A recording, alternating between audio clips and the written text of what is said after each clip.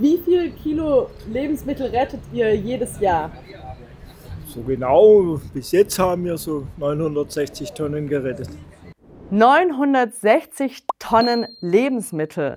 So viel wiegen ungefähr 200 große Elefanten zusammen. Eine so große Menge an Lebensmitteln hat Harry mit seinem Team schon gerettet. Damit kämpft Harry gegen ein großes Problem in Deutschland. Denn Deutschland schmeißt jedes Jahr etwa 18 Millionen Tonnen Lebensmittel weg. Das entspricht einem Gewicht von 4 Millionen großen Elefanten. Und das, obwohl man davon 11 Millionen Tonnen noch ohne Probleme essen könnte. Das sind, okay, ich lasse es jetzt mit dem Rechnen, aber immer noch viele Elefanten. Wir schmeißen viel Essen weg, obwohl es zum Teil noch gut ist und oft nur falsch gelagert wird. Das betrifft vor allem Obst, Gemüse und Brot, aber auch Essen vom Vortag. Wie können wir alle zusammen ganz einfach das Essen retten? Das habe ich Sabine gefragt. Mein Name ist Sabine Weig. Ich arbeite bei der Stadt Stuttgart bei der Stabsstelle Klimaschutz und bin zuständig für die klimafreundliche Ernährung. Was hat das Klima mit deinem Essen zu tun?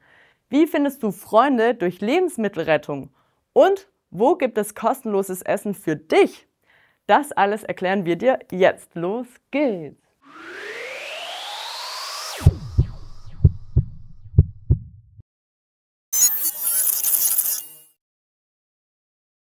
Warum ist es schlecht fürs Klima, wenn ich Essen wegwerfe? Lebensmittel müssen produziert, angebaut, gewässert, transportiert und am Ende auch verkauft werden. Und all das braucht viel Energie und dabei entstehen klimaschädliche Gase, zum Beispiel CO2. Okay, schön und gut, aber was bedeutet das jetzt für mich? Jeder von uns kann etwas fürs Klima tun, indem man Lebensmittel nicht wegwirft, sondern weiterverwendet. 59% aller Lebensmittel werden in den privaten Haushalten, also bei dir und bei mir, weggeworfen. Warum? Meistens ist es so, wir haben zu viel eingekauft oder etwas im Kühlschrank vergessen. Viele trauen sich auch nicht mehr, ein Lebensmittel zu essen, wenn das Mindesthaltbarkeitsdatum überschritten ist. Was ist das Mindesthaltbarkeitsdatum? Das Mindesthaltbarkeitsdatum garantiert, dass ein Lebensmittel bis zu diesem Datum alle Eigenschaften enthält, die draufgeschrieben sind. Also Geschmack, Optik oder die Inhaltsstoffe sind perfekt. Das heißt aber nicht, dass das danach nicht mehr der Fall ist. Die Betonung liegt auf mindestens und nicht tödlich ab sofort. Es gibt aber auch ein Verbrauchsdatum. Was bedeutet das? Das Verbrauchsdatum solltest du beachten. Es steht auf dem Lebensmittel zu verbrauchen bis. Und wenn das Datum überschritten ist, solltest du dieses Lebensmittel nicht mehr essen, dann ist es nicht mehr gut für deine Gesundheit. Welche Lebensmittel kann ich ohne Probleme länger essen? Es gibt Lebensmittel wie Konserven oder trockene Lebensmittel, Nudeln oder Reis, die kannst du sehr viel länger essen. Auch Gemüse, Obst oder Backwaren kannst du länger essen und du siehst es auch, wie das Lebensmittel aussieht. Ansonsten vertrau auf deine Sinne. Riechen, schmecken oder anschauen, das ist einfach wichtig. Wann wird Essen gefährlich? Lebensmittel, die schon gekocht sind, also warme Mahlzeiten, solltest du etwas runterkühlen auf unter 10 Grad oder möglichst schnell verzehren.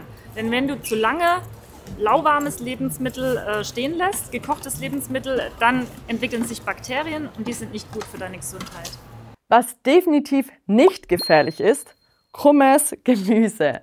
Trotzdem kommen etwa 30% des geernteten Obstes und Gemüses gar nicht erst in die Supermärkte. Warum? Der Handel produziert Lebensmittel, die wir als Kunden kaufen. Und wenn wir im Supermarkt immer nur den schönen Apfel oder die schöne Karotte kaufen, dann wird auch nur die schöne Karotte angeboten und die unschönen, älteren Gemüse bleiben am Ende übrig. Ich finde krumme Karotten schöner als perfekte Karotten. Deswegen kaufe ich in Zukunft nur noch krummes Gemüse. Und so kann jeder schon ganz einfach Lebensmittel retten. Wie kann ich sonst noch Lebensmittel retten? Du kannst deinen Kühlschrank richtig einräumen. Dazu gibt es gute Links. So kannst du viel Energie und Geld sparen. Alle Links und noch viel mehr stehen hier unten in der Beschreibung. Wenn du ein paar Lebensmittel übrig hast, also Obst, Bananen, dann ist der kürzeste Weg, wenn du deine Nachbarn fragst, ob sie die möchten. Und ich glaube, dann findest du auch schnell viele neue Freunde. Freunde findest du auch in sogenannten Foodsharing-Cafés. Dort kann man kostenloses Essen abholen. Die Cafés bekommen ihr Geld durch die Getränke. Die Getränke kosten ein bisschen Geld. Die Foodsharing-Cafés findest du zum Beispiel auf dieser Seite. Wenn du zu Hause bist, kannst du dir einen Einkaufszettel schreiben und gezielt die Sachen kaufen, die du wirklich brauchst. Du kannst beispielsweise auch Brot und Brötchen vom Vortag aufbacken, dann sind sie wieder ganz knusprig. Oder du kannst zum Beispiel altes Gemüse oder Obst in einen gesunden Smoothie pürieren. Du kannst deine Lebensmittel auch zu einem öffentlichen Lebensmittel-Fair-Teiler bringen oder Essen kostenlos abholen. Wie finde ich diese Verteiler? Es gibt bereits jetzt eine Karte bei der Gruppe Initiative Foodsharing. Dort findest du deutschlandweit alle Verteiler auf einer Karte. Wir in Stuttgart planen jetzt auch eine Karte zu erstellen für alle Verteilstationen im Stadtgebiet von Stuttgart.